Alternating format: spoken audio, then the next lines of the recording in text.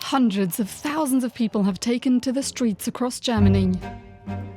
They are protesting against the far right and the party that most prominently represents it, Alternative für Deutschland, or AfD. The outcry was sparked by media reports about a secret plan involving some of its members. It talked about mass deportations of millions of migrants and German citizens, based on criteria that echoed policies from Germany's Nazi past. Ich habe Angst um unsere Demokratie. Es fühlt sich an wie Apokalypse in Slow Motion. Rechtsextremisten greifen unsere Demokratie an. While some are even calling for the AfD to be banned, the party is still doing well in opinion polls. Nationwide surveys show that about 1 in 5 Germans would vote for it. And the AfD is projected to come first in elections in 3 eastern states later this year. So how did Germany get here? And how is society responding?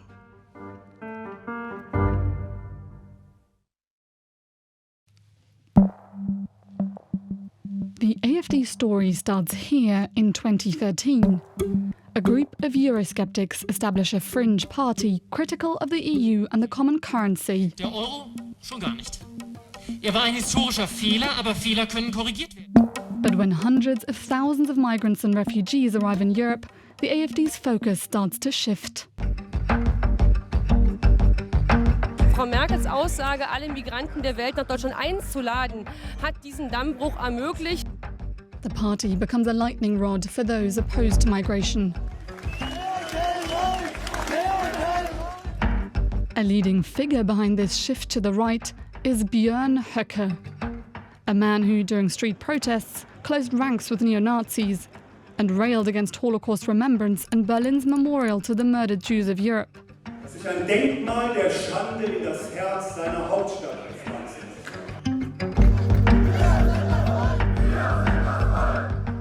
He heads the far-right wing within the AfD that in this period is slowly gaining the upper hand within the party. In 2017, more moderate members try to expel him, but to no avail. Support around Höcke has already grown too strong. In the coming years, many of his critics leave the party. By now, Islamophobic language has become commonplace. Burkas, Kopftuchmädchen und alimentierte Messermänner. And with each new crisis, the AfD exploits uncertainty to broaden their voter base. When the COVID-19 pandemic hits, they seize the opportunity and become the go-to party for conspiracy theorists. After Russia's invasion of Ukraine, they fuel fears of rising energy costs. All the while, one concept in particular gains more and more attention: what far-right groups refer to as remigration. The term is used in social science to describe the voluntary return of an immigrant to their place of origin. But the far-right has used it to call for the arbitrary revocations of citizenship and indiscriminate mass deportations. This brings us to that secret plan uncovered by the investigative newsroom Correctiv. In November 2023, AfD members, wealthy donors and neo-Nazis met covertly in this hotel to discuss the forced deportations of millions of people living in Germany, based on racist criteria. AfD leaders have tried to distance themselves from the meeting, but the revelations sent shockwaves across Germany. Let's look at 3 ways society is responding. For weeks, hundreds of thousands of people poured into the streets in a display that contradicts one of the AfD's main tropes. Often far-right parties claim that they are the representative of the silent majority.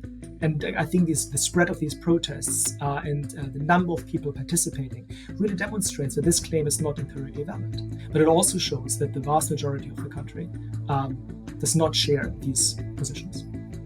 This is Matthias Dilling. He has long researched European party politics and the far right. He thinks the protests are unlikely to change the minds of those who vote for the AfD for its policies, but others might be more persuadable. We also have a very large share of AfD voters who indicate in surveys that they support the party because of dissatisfaction with other parties rather than the AfD's ideology. And I think it's this group that is more likely to abandon supporting the AfD now that increasing attention is really drawn toward the specific positions that this party has. But regardless of what voters will decide, some are calling for more drastic options.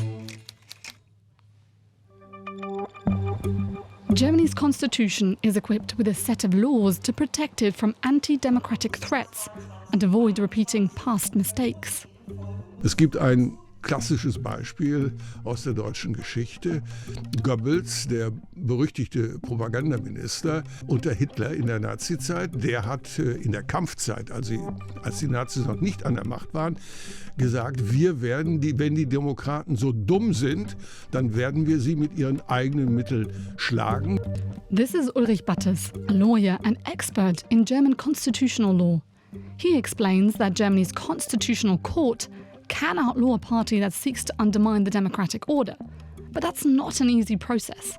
In 2017, an attempt to ban a neo-Nazi party failed. Das Verbot ist klar definiert in Artikel 21 des Grundgesetzes, von Anfang an dort auch vorgesehen. Es muss eine aktive Bekämpfung der freiheitlich-demokratischen Grundordnung sein. Es muss auf einen Umsturz des politischen Systems ausgerichtet sein. But Germany is also debating other legal options, such as cutting the AfD's funding or banning Höcke from politics on the grounds that he represents a threat to democracy. But all of them require careful legal evaluations, and the AfD says it's all a nasty campaign to damage them. Critics warn that legal action could play into the strategy of casting the party as a political victim.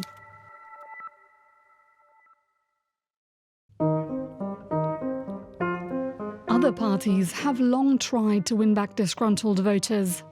Especially centre-right and mainstream right positions have tried to stop the rise of the radical right by accommodating these positions, so by embracing these positions and integrating them, especially on immigration policies, into their own platforms.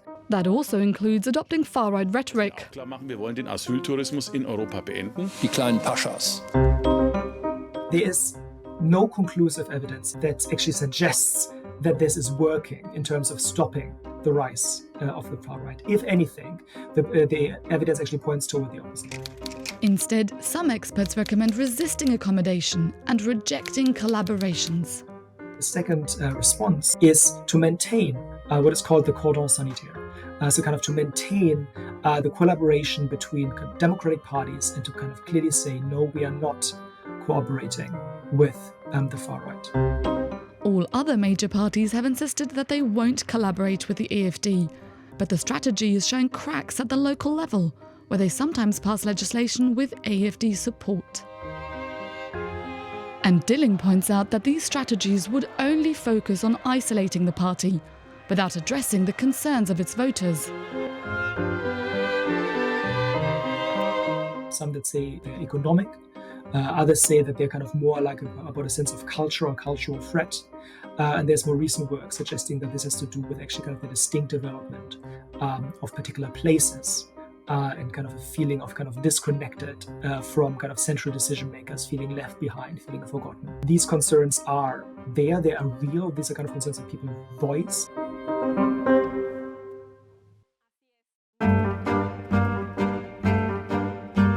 Since its inception a decade ago, the AfD has taken a more radical turn.